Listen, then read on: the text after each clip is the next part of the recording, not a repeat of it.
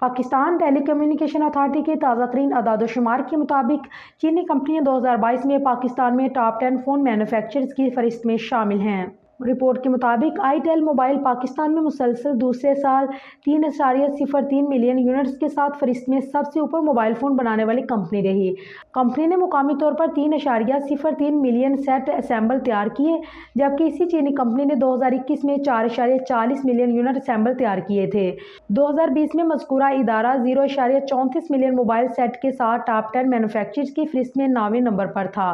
گزشتہ سال ویوو نے 1.72 ملین سے زیادہ موبائل فون اسمبل مینوفیکچر کیے، تاہم انفلیکس انتہائی تھوڑے مارجن سے چوتھے نمبر پر ہے۔ 2021 میں انفلیکس نے 0.3 ملین فون سیٹس کے ساتھ تیسرے نمبر پر تھا، جبکہ ویوو نے 2.76 ملین فون اسمبل مینوفیکچر کیے تھے۔ چین کی ٹیکنو موبائل کمپنی نے 2021 میں 5ویں پوزیشن سے 2022 میں 8ویں پوزیشن پر آ گئی۔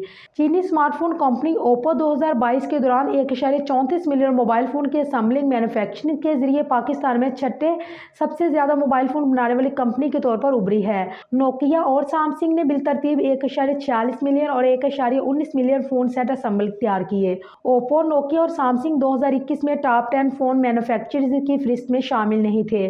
پی ٹی اے کے مطابق پاکستان میں کم از کم 21.94 ملین فون سیٹ اسمبل تیار کیے گئے، جبکہ 1.53 ملین موبائل فون تجارتی طور پر ملک میں درآمد کیے گئے ہیں۔